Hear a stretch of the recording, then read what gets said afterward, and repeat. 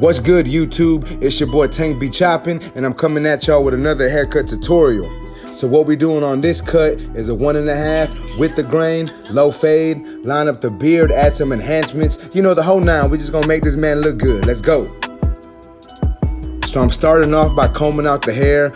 You wanna do this with every client, especially when it comes to coarse over curly hair. You wanna make sure you comb it out because, you know, them waves and them curls tend to make that hair stick to the scalp, and you wanna comb it out that way. It makes it a lot easier for your blade and your clippers to go through the hair. So I got my number 1.5 on there, and I'm cutting it with the grain. And as you can see, I'm following that growth pattern. I'm trying to make sure I follow that all the way around. If I don't do this properly, it's real easy to leave a patch or to patch him up, and that's what I'm trying to prevent. So I want to make sure I'm paying real close attention and just make sure I'm following that growth pattern just to prevent myself from doing that. And it really helps when you have a brush or a comb and you just keep combing the hair the way it goes. That way you can actually see what you're doing.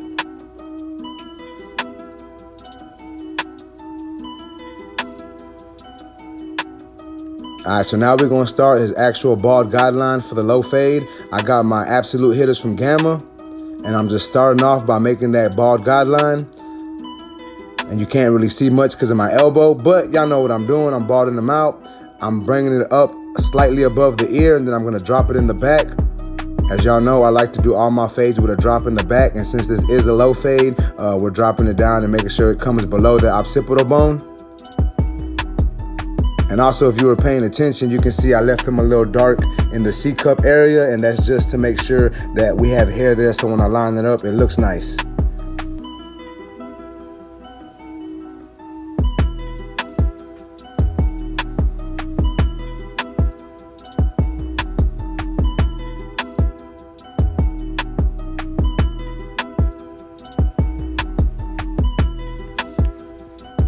So now I got my Babyliss foil shaver, and we're gonna use that to get this down to skin. We're gonna come all the way up right to where that line is, but the closer we get to that line, we're gonna start flicking out and releasing some of that pressure. That way it doesn't leave a harsh line. All right, so now that that is done, I'm gonna take my ergos with the number 1 guard on there. My lever is closed, and I'm gonna cut with the grain. And what I'm doing here is, guys, is I'm just prepping this part for the fade, debulking some of that hair. It's just gonna make this a little easier for me. All right, so now I'm actually gonna start putting my next guideline in. I got my ergos, lever all the way open, and I'm coming up about 3/4 of an inch, following that same shape that I created with my bald guideline. And as you can see, I'm slightly flicking out towards the top of that guideline, and that's just to make sure that I don't leave too harsh of a line. I'm gonna go over that a couple times just to make sure I'm consistent with it and it's all down to the length I need it to be down to. Then I'm gonna close my lever halfway, and I'm gonna come up about halfway and continue to flick out as I'm coming up. And then I'm gonna close my lever all the way, and I'm gonna flick at that bottom line. Now this may or may not take out that bottom line, but that's okay, because if we still have some hair there or if we still see a line, we're gonna take that out with the trimmers if needed.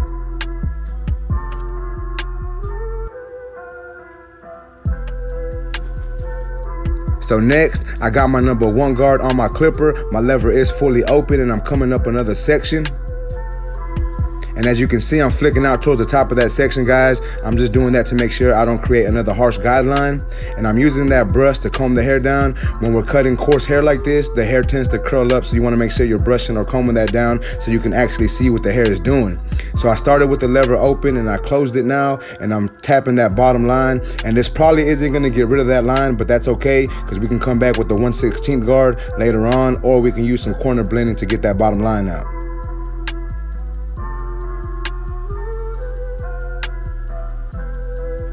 Here's my 1.5 guard, lever is all the way open, and I'm coming up to about that parietal ridge, and I'm flicking out. Now this should tie everything together towards the top of this fade, and we should only have to worry about the bottom of this blend after I do this step. So like I said, I started with the lever open, and now my lever is closed, and I was attacking them dark spots and that top line that I created previously. And as you can see, the only real line you can see now is towards the bottom of that fade, and that's good because that's what we want. However, knowing how I am, I'm slightly extra. I put my number 1 guard lever all the way open, and I'm fading down, doing some small detail work now so I don't have to do too much at the end of the cut. So we're just attacking dark spots, and we're adjusting that lever as needed to make sure this fade comes together.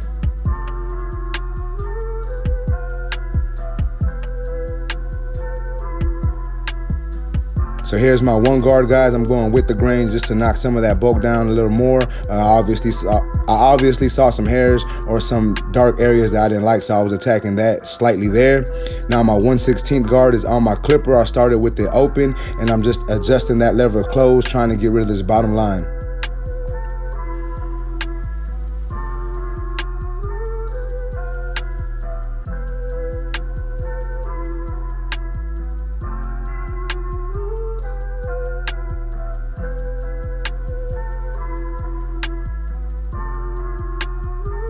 So now I have no guard on my clipper. My lever is open, but I am using some corner blending because there are some spots that I wanna hit some more, just to make sure it looks nice and just to make sure this fade comes together even better than what it already is. Not saying that it's the best fade right now, but it's passable. But I just want to make sure that it's a lot more than passable, especially because my clients already have this expectation of me. So I got to make sure I give these clients the fades that they're expecting from me.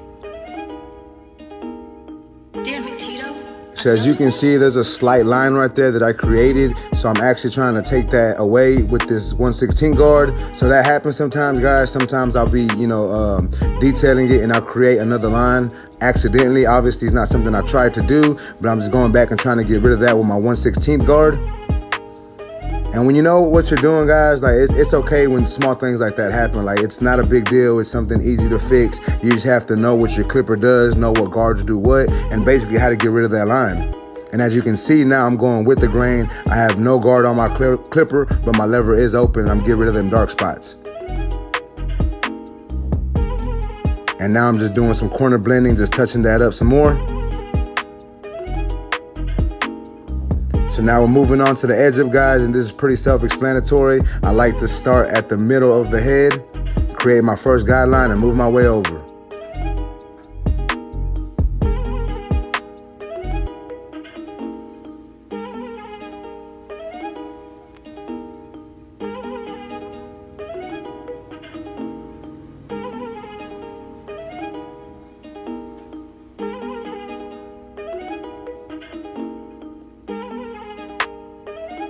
The thing about beards too, guys, you want to make sure we don't take too much off the top of that beard. A lot of times we chase that line too much, trying to make sure it's too sharp.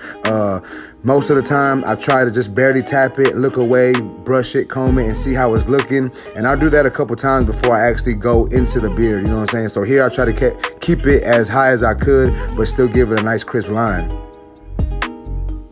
So now I'm just freehanding a little bit of the beard, making sure I get all them wild hairs.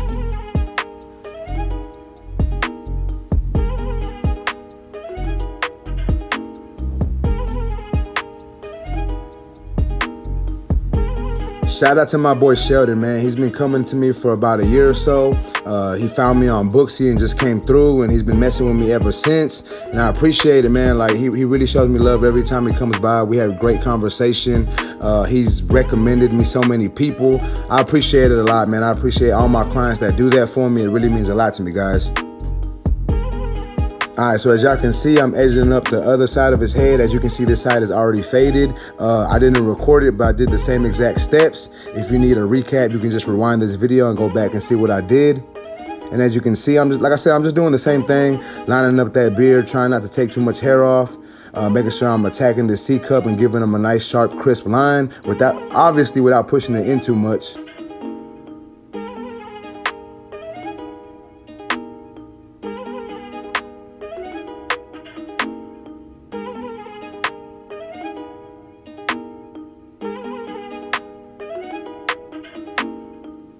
All right, so I did want to show y'all the back, guys. When we do low fades or drop fades, a lot of the times it's hard to tie the back into the sides. So you basically just want to follow that same shape you created. And I like to give myself a little more room coming up with that no guard, with the clipper all the way open, just because sometimes in the back it's harder to get that line out. It's harder to make that fade just look better. So I like to come up a little higher in the back. But like I said before, guys, that's okay because we did drop it, so we have more room to work with. But other than that, everything is basically the same. I'm following the same exact steps, just doing the same thing, trying to get these lines out. So if y'all haven't done so, guys, please thumbs up this video. I greatly appreciate it. And also, if you're watching this, if you just stumbled upon my channel for the first time, please subscribe one time for your boy. I greatly appreciate it. Leave comments below what y'all think of this cut so far. If y'all have any criticism, constructive or not, man, post it in the comments. I'd love to hear from you guys.